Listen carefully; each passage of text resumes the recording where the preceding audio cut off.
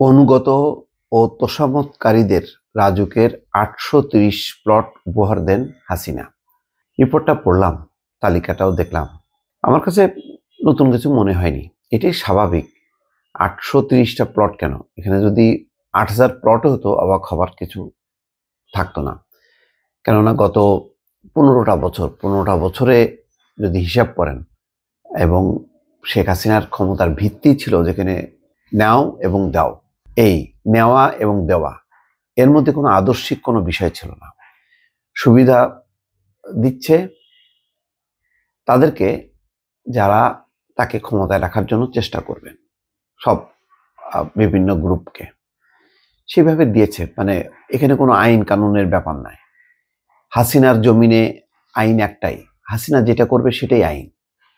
কেননা তিনি বঙ্গবন্ধুর কন্যা, এই দেশটা হচ্ছে তাদের, এবং তারা যা করবে সেটাই আইন। এখানে আবার কিসের রাজুকের আইন, দেশের আইন, প্রচলিত আইন, এগুলি কোনো কিছু ধারে না তারা।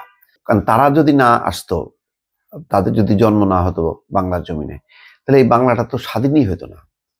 তো সুতরাং এখানে শেখ হাসিনা যা করার তাই করেছে। এখানে অবাক হওয়ার কি আছে?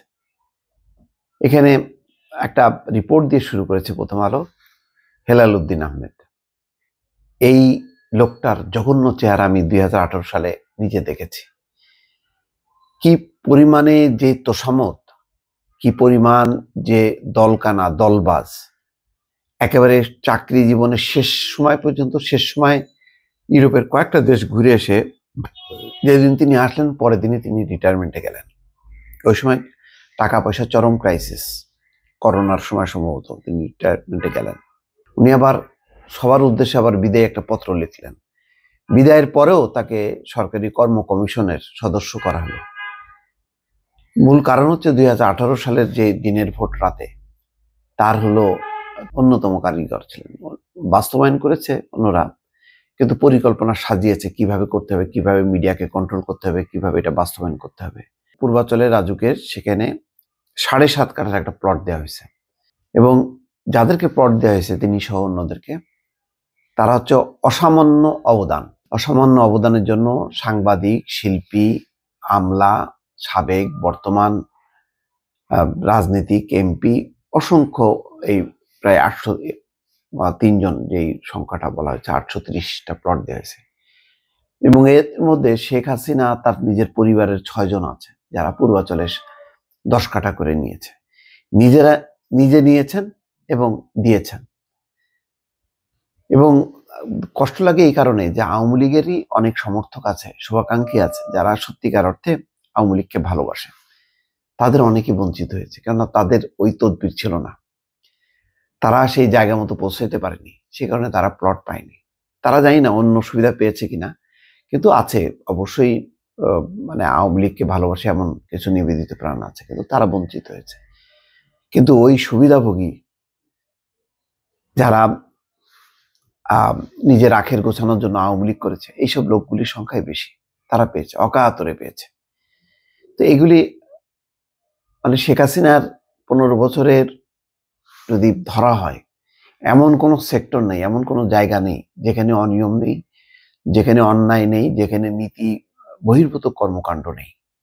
প্রচুর টাকা পয়সা, রাষ্ট্রের সম্পদ দুহাতে বিলিয়েছে। সব বিলানোর মূল কারণ হচ্ছে আমাকে ক্ষমতা রাখো, তোমরা লুটে পুটে দেশটাকে ধ্বংস করো, কোনো সমস্যা নেই, আমাকে ক্ষমতায় রাখো।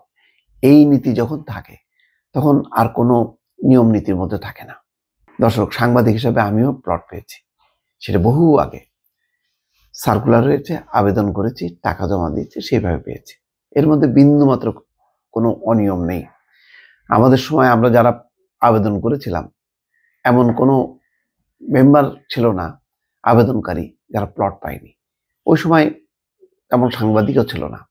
এরপরে তো আর কোনো নিয়ম কানুন ছিল না।